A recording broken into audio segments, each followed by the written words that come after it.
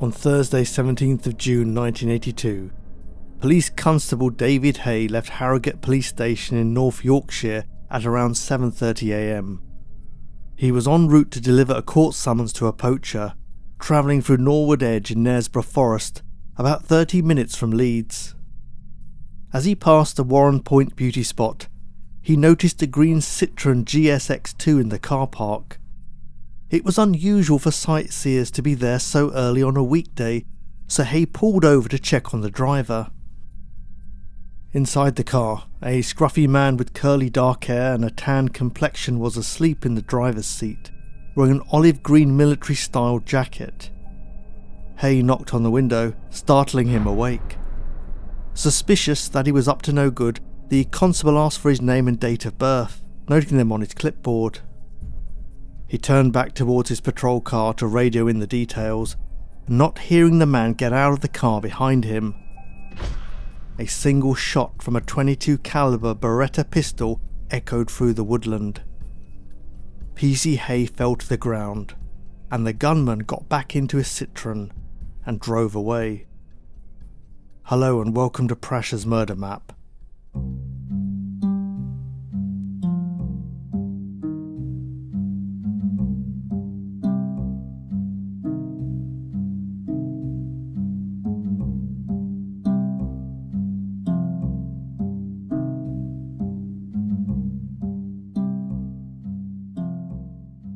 By 9:30 a.m, Haigh's colleagues were concerned. He wasn't responding to radio calls, so PC Mick Clipston was sent to look for him. Retracing his route, he arrived at Warren Point at around 10 a.m, finding the patrol car abandoned with the driver's door open. A short distance away, PC Haigh lay on the ground, a gunshot wound to the centre of his forehead. Clipston immediately called for an ambulance and backup. As he waited, his thoughts turned to 29-year-old Haigh's family, his wife and 3 sons, aged 11, 8 and 3. Then something caught his eye. A corner of paper was protruding from beneath Haigh's body. He had fallen on his clipboard, which still held a sheet of notepaper. The bloodstained page read, Clive Jones, date of birth 18th of October 1944, Leeds, no fixed address, car registration KYF 326P. There was no weapon at the scene, so the killer still had the gun, and he had also taken PC Haigh's handcuffs. The investigation was led by North Yorkshire's Chief Constable Kenneth Henshaw. When officers ran the name Clive Jones through the police national computer, they found hundreds of matches nationwide. But a breakthrough came via the car. The Citroën had been purchased 5 months earlier in a shady cash deal at a London Underground station. The dealer remembered the buyer and described him as a man in his early 30s with a northern accent. He'd given a bogus name, R.D. Carlisle, and said he'd just returned from working on an oil rig and was heading back up north. At this stage, the police had no idea that the case would become the biggest manhunt the UK had seen at that time. Over the next 2.5 weeks, officers would track him across the country in an extraordinary operation involving hundreds of armed police, a specialist wilderness tracker, and further casualties. 3 days later, a farmer found the Citroën abandoned in a wheat field 25 miles from Warren Point, with the registration matching the one Haigh had seen at Warren Point. Forensic teams found no fingerprints and the vehicle had been wiped clean, suggesting a suspect who was methodical and experienced in covering his tracks. After abandoning his car, the fugitive travelled 70 miles south into Lincolnshire, partly on foot and partly by hitchhiking, still carrying the Beretta pistol and a duffel bag containing a radio, binoculars, a knife and a machete. He hid in Lawton Forest over the weekend, an area spanning around 1,000 acres, but eventually hunger forced him to emerge. Using his binoculars, he watched an isolated cottage in the small parish of Blighton Carr. when he was satisfied that only one elderly woman lived there, he broke in after dark, cut the telephone line, and forced her to cook him egg and chips before tying her up and gagging her. He told her he was sorry, took £4 from her purse, and disappeared into the night. The 75-year-old, whose name was Vida Jackson, managed to free herself and alert the police, who suspected that her attacker and the killer of PC Haigh were one and the same. By now, the gunman had vanished into the woods. His ability to evade law enforcement seemed almost supernatural, and the media began calling him the Phantom. The shooter, still assumed at this point to be Clive Jones, walked 4 miles south to the town of Gainsborough, where he thumbed a lift from a husband and wife. The couple only realised later who he might be and contacted the police. The driver reported that he looked like a serviceman and was about 30 to 35 years old, with dark curly hair, a tan complexion, a narrow forehead, bushy eyebrows, and a quiet, reserved demeanour. They dropped him off in the village of Torksey, on the border of Lincolnshire and Nottinghamshire. Around the same time, a local gamekeeper came forward. About a week earlier, he'd found a man living in a makeshift shelter in Lawton Forest, with a green Citroen parked nearby. The gamekeeper had told him to move on, as it was private land, but he was able to give the police a more detailed description. Brown gloves, tan shoes, blue jeans, a blue beanie hat, and a light-coloured duffel bag. But the information came too late, and the Phantom of the Forest had already moved on. Over the next few days, the fugitives spent the daylight hours resting, then moved at night under cover of darkness, drifting south into Nottinghamshire and entering the village of Girton just before dawn on Wednesday 23rd of June. He made his way through the narrow lanes until he reached an isolated cottage belonging to 54-year-old Army veteran and electrician George Luckett and his wife Sylvia. At around 5 a.m, a neighbour, Rita Ward, was woken by her dog barking. She went into the kitchen and saw Sylvia banging desperately on the window, her face covered in blood. Rita rushed to help her inside, noticing that blood had soaked through Sylvia's clothes and that she was barefoot. When the paramedics arrived, they realised that Sylvia had been shot in the head and she was taken to hospital for emergency surgery. Meanwhile, police forced entry into the Luckett's cottage, finding George dead inside. Doctors later said it was remarkable that Sylvia had survived and managed to drag herself 300 yards across a field to reach help. After life-saving surgery, Sylvia was able to give a description of her attacker, which matched the man police were already looking for, but she could remember little about the incident. Detectives reconstructed the crime and deduced that the man on the run had been trying to steal the Luckett's car when he was disturbed. He forced George and Sylvia back into the house and cut the phone line, then tied George up and ordered Sylvia to make him a cup of tea and a sandwich. At some point, George managed to free himself and retrieve his shotgun. He crept past the glazed kitchen door looking for an opportunity to catch the intruder off guard, but the gunman spotted him and fired through the glass door, killing him instantly. Sylvia was shot as she tried to escape, suffering life-changing injuries.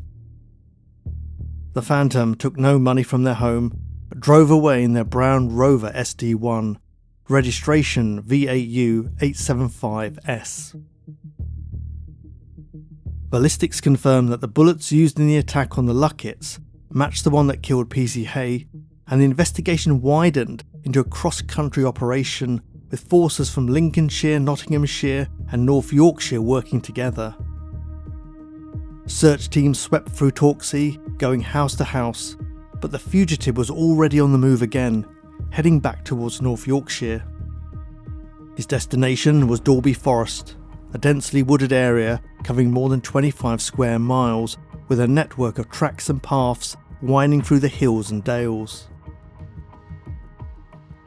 At 5:30 p.m. on Thursday 24th of June, dog handler PC Ken Oliver was on patrol when he spotted a stolen brown Rover parked in a lay-by. He pulled up behind it and began to get out of his van, but didn't even have time to call for backup. The door of the Rover opened and the driver opened fire. A bullet grazed Oliver's nose, knocking him to the ground. He scrambled up and ran for his vehicle, but the shooter followed and wounded him in the arm. Oliver had 14 years service and remembered his training, staying low and using the van for cover. When he reached the rear door, he opened it, and his Alsatian charged at the attacker but was hit by a bullet. That brief moment gave Oliver the chance to break away, though a final round struck him in the back as he ran. The distance reduced the impact, and he managed to reach a nearby cottage. On the way, he came across two young girls playing and ushered them indoors, warning the startled homeowners to lock all the doors and windows. From the safety of the house, he called the police to report the attack. The shooter had already lost interest in Oliver and was covering his tracks before reinforcements arrived. He ripped out the radio from the police van and set fire to the stolen Rover, making sure the blaze had taken hold before leaving. When backup arrived, they found nothing but the burnt-out shell of the car. The desperado had vanished into the forest. PC Ken Oliver and his dog both survived, but Oliver was left deeply affected by the incident and eventually left the force. His description of the attacker matched earlier sightings, but police still had no confirmed identity. Detective Sergeant Jim Kilmartin led search teams and dogs deeper into Dalby Forest, where they discovered two concealed hides camouflaged with vegetation where the killer had laid low, but the dogs struggled to pick up the scent as he had gone to great lengths to lay false trails. An armed response unit was called in from York, but by the time they arrived 2 hours later, the trail had already gone cold. 450 officers were deployed in squads to comb every square mile of the forest. An RAF search and rescue helicopter joined the operation, and road checkpoints were set up to stop and question every motorist entering or leaving the area. Marksmen were positioned in the trees, and police sharpshooters commandeered a forestry commission tower as a vantage point. The search continued day and night, and residents and holidaymakers in and around the forest were advised to leave until the suspect was captured. The number of officers on the case rose to 800, with support from neighbouring forces, though only a small proportion were armed. Just 2% carried pistols or rifles, many of them outdated, described by one officer as looking like something from a museum. Even today, firearms are rarely used in policing in Britain, with less than 5% of the country's police force authorised to carry them. For a manhunt on this scale, resources were stretched, with conditions in the forest making the search even more difficult. It was a chilly, wet summer in the north of England, and mist had reduced visibility to just a few yards. Photographers and journalists flocked to the scene, and the public were glued to the dramatic TV coverage. But despite the heavy police presence, the gunman remained at large. Unknown to law enforcement, he was using the survivalist tactic of laying low, choosing a hiding place, and staying in the same position for hours to conserve energy. Searchers combed the forest around him, unaware they were being observed from the undergrowth. Back at headquarters, PC Martin Hatton had a theory. He suspected the killer had almost certainly given a false name to PC Haigh at Warren Point, but he pointed out that a date of birth is harder to invent on the spot. If he found someone on the warrant list with the same birthday as the one written on Hay's clipboard, they might have the killer's real name. His hunch paid off. He found a match. Barry Edwards, born 18th of October 1944, wanted for wounding a motorist with a tyre iron in a roadside dispute. He showed the mugshot to PC Ken Oliver, who said he would never forget the eyes of the man who shot him. He didn't hesitate. It was the same man. Police raided the address linked to Barry Edwards and uncovered his real identity. He was Barry Prudom, a 37-year-old former electrician. Officers located his girlfriend Carol Francis and her mother and brought them in for questioning, and over the next few hours a clearer picture began to emerge of the assassin they were hunting. Barry Peter Edwards was born to Kathleen Edwards, a 23-year-old dressmaker from Glamorgan, and Joseph Peter Curillo, a chemist from Leeds. One secondary source claims that Joseph was a soldier, but this has not been verified. They had met as teenagers, aged 15, and were engaged by the time they were 20. When Kathleen became pregnant, a wedding was hastily arranged, but Joseph never turned up, playing no further role in his son's life.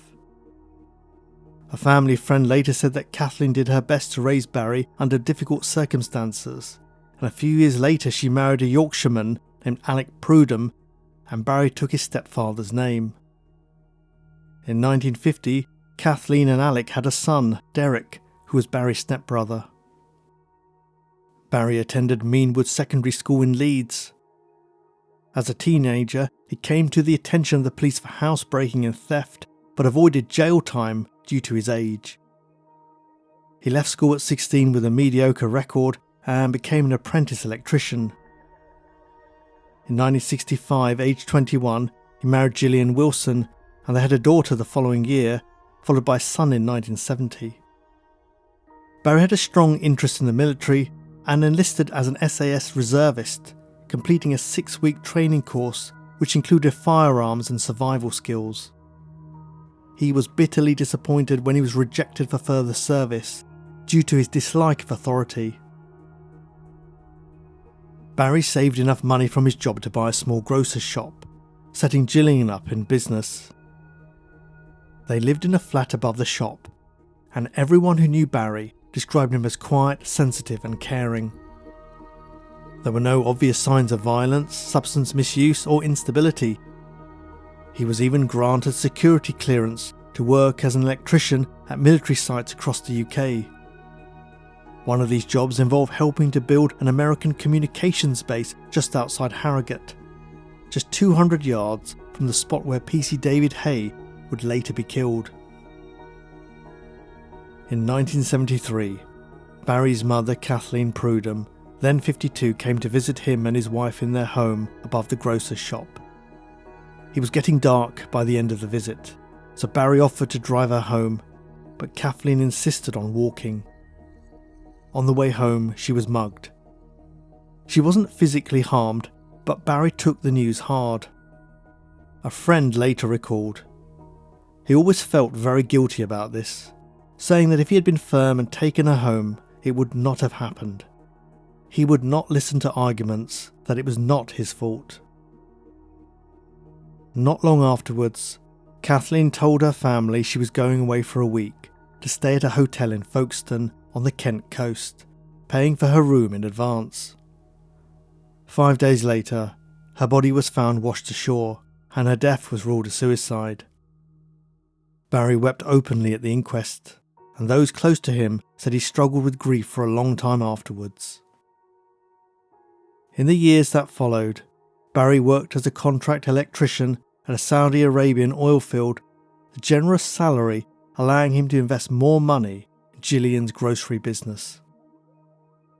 While he was abroad, he received a letter from Shirley Roberts, a friend of his wife, who broke the news that Gillian had been having an affair while he was working overseas.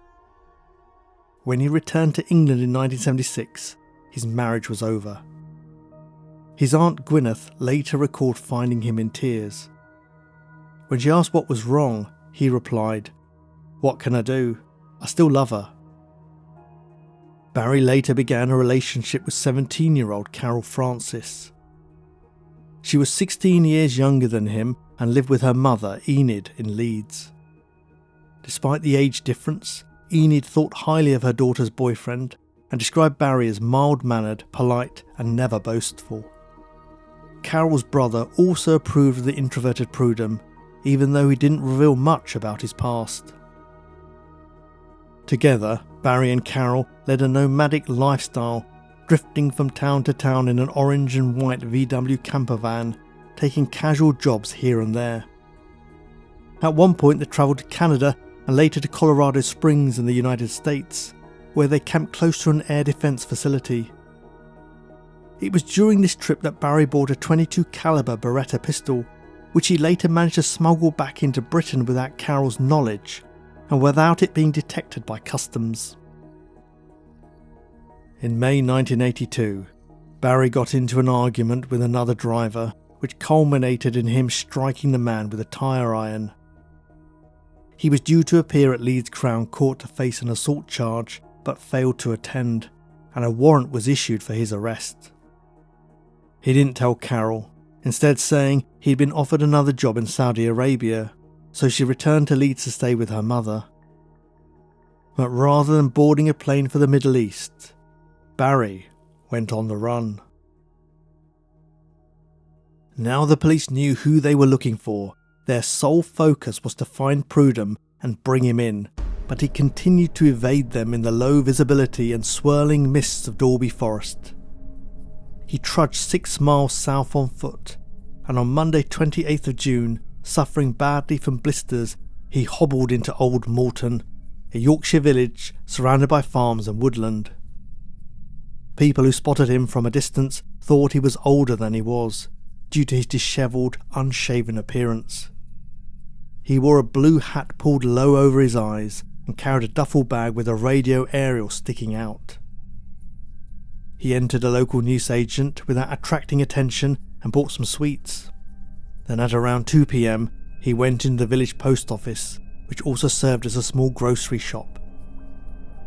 The owner, Leo Burke, later told the police, "He bought sausage rolls, a loaf of bread, a can of pilchards, and some other items of food. He looked like a very ordinary, mild-mannered man. I did not see him carrying any weapons." The local police had been warned to stay alert for strangers in the area, so when Sergeant David Winter saw Prudom leaving the post office, he decided to approach him. Across the road, Constable Mick Wood from the Traffic Division noticed his colleague heading towards the man. Seconds later, Winter turned and ran, with a shabby figure in pursuit. The two disappeared from view, followed by the sound of 3 gunshots. Wood ran towards the sound. When he reached a low stone wall near a row of cottages, he found Sergeant Winter lying dead on the grass, shot once in the neck and twice in the head. He was 31 years old and the father of a 1-year-old daughter. The scene was just 200 yards from the local police station, but Prudom had already escaped. Old Malton now became the nerve centre of the largest manhunt the UK had ever seen at that time. Reinforcements poured in and marksmen were posted on every corner. Shops were surrounded and customers were ordered to come out with their hands up. 2 police helicopters circled overhead while roads were sealed off and motorists were stopped at checkpoints. But Barry Prudom was not among them. Help soon came from a surprising quarter. Expert survivalist, former SAS paratrooper and martial artist Eddie McGee offered to assist the investigation as a civilian volunteer. He was an experienced tracker and ran survival courses teaching people how to find safe drinking water, build shelters, hunt and follow trails. He had learned many of these skills from indigenous communities around the world, including Borneo and Yemen. It emerged that Barry Prudom had attended one of McGee's courses and had even bought a signed copy of his book, No Need to Die. The implication was concerning. The man they were hunting knew how to camouflage himself and live off the land for days or even weeks. Chief Constable Henshaw decided to fight fire with fire and accepted the offer, despite reservations from some other senior officers who were sceptical of McGee's abilities. The hunt would now become a battle of wits between teacher and student. McGee's first discovery was a goat on a nearby farm. He believed it had been milked within the last 10 minutes, most likely by Prudom. Their efforts were hampered by a constant stream of reported sightings, sometimes up to 50 a day, and every single one was followed up. On one occasion, a helicopter was dispatched to a field, only to find that the scruffy-looking figure who'd been spotted there was just a scarecrow. Margaret Wolstenholme, a reporter for the Malton Gazette, later described the situation bluntly. I don't think anybody knew what to do. I don't know how much brain was actually applied to what was going on. There was this sense of people rushing around like chickens with no heads. According to Wolstenholme, people in the community were far from convinced by expert tracker Eddie McGee, with some residents nicknaming him Mr. Magoo after the short-sighted American cartoon character. Frustration was growing. No matter how much manpower was allocated to Malton, there was still no trace of the man who had gunned down 2 police officers, shot a husband and wife in their home, and taken an elderly woman hostage. Suddenly, a single shot rang out near the police station. The press dived for cover, fearing that Prudom was launching an assault on the TV news crews. But there were no further shots. Many years later, it came to light that an inspector had accidentally discharged his gun into the roof of his own police car. To avoid embarrassment, Chief Constable Henshaw allowed the media to believe the shot really had come from the fugitive. Over the following days, McGee continued to track Prudom across the countryside, searching for broken twigs and disturbed spiderwebs to indicate the killer's movements. Around 80 officers travelled with him, which often worked against their efforts by disturbing potential tracers. In fact, Prudom was hiding in plain sight. For the previous 48 hours, he had been less than 300 yards from Old Malton Police Station, lurking behind the Tennis and Bowls Club in a makeshift hideout built from old fence panels. He slept there during the day under a blue tarpaulin, venturing out at night to eat tinned cat food from an unlocked shed nearby. Prudom knew he needed more nutritious food to sustain him, as well as somewhere safe to wash and inspect his blistered feet. At around 5 p.m. on Saturday 3rd of July, he broke into the home of Morris and Bessie Johnson. Morris was a retired painter and decorator, and the couple had an adult son, Brian, who was out at their allotment collecting eggs from their chickens. When Bessie went into the dining room to prepare the evening meal, she was confronted by a man pointing a gun at her. He was around 5'8", with dark curly hair, blue eyes and a slim build, with several days' beard growth, high cheekbones, a tan complexion and tattooed forearms.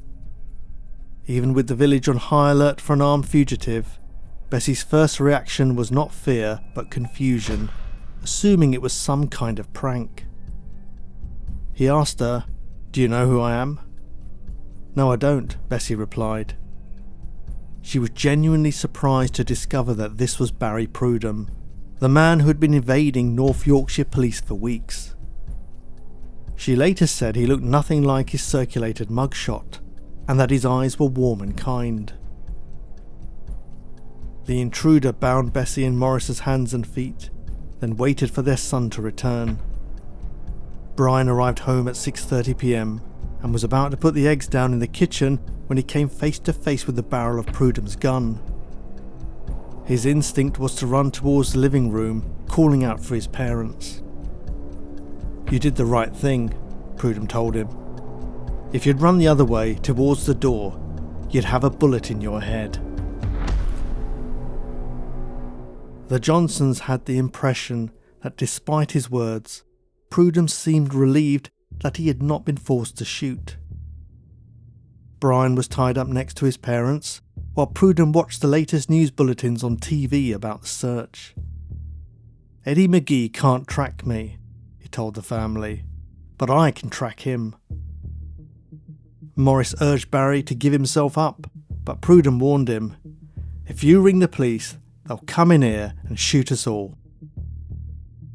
He untied Bessie and asked her to make sandwiches for everyone, then released Maurice and Brian so they could all eat comfortably. He then went up to the bathroom to wash his blistered feet, leaving his pistol on the living room table. Did he trust the Johnsons not to turn the tables on him with his own gun? Or was there a part of him that wanted the ordeal to end, one way or another? Prudom spent the next 10 hours with the family, eventually leaving at 3 a.m. on Sunday 4th of July. Before leaving, he asked Bessie to make him some more sandwiches, which he called his last supper. He gave Brian a United States paratrooper ring and asked him to promise that he would wear it. Before tying them up again, Prudom shook hands with each of them and thanked them for their hospitality. The last thing he said before slipping away into the night was, "It's nice to meet such nice people.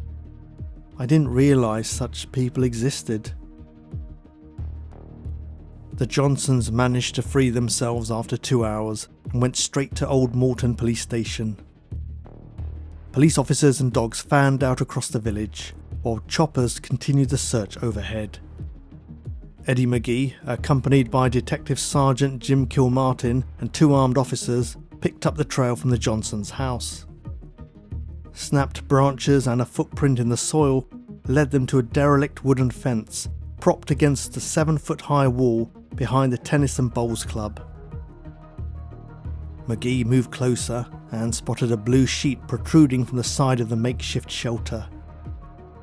He took another step forward, then abruptly jumped back as a booted foot emerged from the structure. He signalled to Kilmartin that they had found their target, then withdrew to allow armed officers to take over. Detective Sergeant Kilmartin shouted to Prudom to give himself up, but there was no reply. Around 70 armed officers with handguns and Armalite rifles moved into position around the Bowls Club. Chief Inspector David Clarkson, protected by a riot shield, crawled across the bowling green and climbed the perimeter wall, trying to see into the hideout to get visual confirmation before authorising the use of lethal force. As he reached forward to lift part of the covering, a gunshot rang out.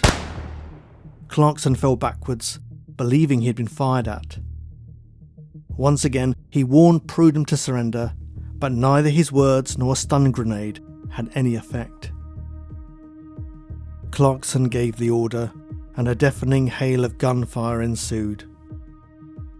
When it ended, an officer used a 5-foot pole to reach into the hiding place and check the body. Once he was convinced there was no movement, the roof was pulled back to reveal Barry Prudom's lifeless form, a machete strapped to his chest, a gun in his hand, and 50 rounds of ammunition in his pocket. The 18-day manhunt was over. Among the police, there was a sense of relief and celebration. One witness said, "The coppers were laughing, shouting and slapping each other on the back, making the thumbs up signs and saying they'd got him." Their reaction was later called into question when the post-mortem concluded that Prudom had not fired at Chief Inspector Clarkson. Instead, he had shot himself in the head. The police sharpshooters had put 21 bullets into a man who was already dead. Brian Johnson admitted to feeling sadness when he heard the news, describing Prudom as a lost young man. He said, "Yeah, as soon as the shots went off, I knew, I knew they'd got him. Knew that was it. The end. Yeah. Sort of felt sorry because I'd known him. There for revenge, filled him full of lead. I think that was what happened. They shouldn't have done that, should they? A bit for revenge." His mother, Bessie, added, "He wasn't a bit like the picture. He was very kind, actually. Brian later confirmed that he had kept his promise to Prudom and has worn the American paratrooper ring ever since. Others who knew Prudom also spoke of him warmly. Carol's mother, Enid Francis, told the Daily Mirror, "My daughter loved him, and he loved her. They had hoped to marry, and it would have been with my blessing. He was such a gentleman. Whatever Barry did, and God knows he did some terrible things in those desperate hours and days, being hunted like a wild animal, he didn't deserve to be shot down like a stray dog. All the stories about him are not consistent with the mild-mannered man I've entertained in my living room. I felt only sadness when he died, and Carol is beside herself with grief." Why did a man described as sensitive, kind and unassuming turn to violence? Criminal psychiatrist Dr. Stephen Shaw suggested that Prudom's fascination with the military and his disappointment at being rejected for the SAS may have played a role, prompting him to play an extended cat-and-mouse game with the police in an attempt to prove himself. But his curtailed SAS training had taken place 13 years before his moorland rampage. So was that really the trigger? Another interpretation points to a combination of factors, including a growing resentment towards the police linked to their failure to catch the man who had mugged his mother, an event which may have contributed to her suicide. Prudom was buried in an unmarked grave, attended by 8 family members. But the speculation surrounding the case did not end there. 250 miles away in Aldershot, Hampshire, detectives wondered if Prudom had been responsible for 2 other murders, those of 66-year-old Margaret Johnson and 44-year-old Anne Lee, both stabbed while walking their dogs a few weeks prior to the shooting of PC David Haigh. A scruffy man in an army-style jacket had been seen nearby and was known to have travelled to the area in an orange and white van. A man named Peter Fell spent 16 years in prison after falsely confessing to the double murder before being cleared in 2000. The case remains officially unsolved. Questions were raised about the true nature of Barry Prudom's military connections. PC David Haigh was killed just 200 yards from the American communications base which Prudom had helped to build. The home of George and Sylvia Luckett was near a sensitive RAF installation, and PC Ken Oliver was wounded close to the Findingdale's early warning radar system, which was linked to a North American Air Defense Center in Colorado Springs, not far from where Prudom had once camped.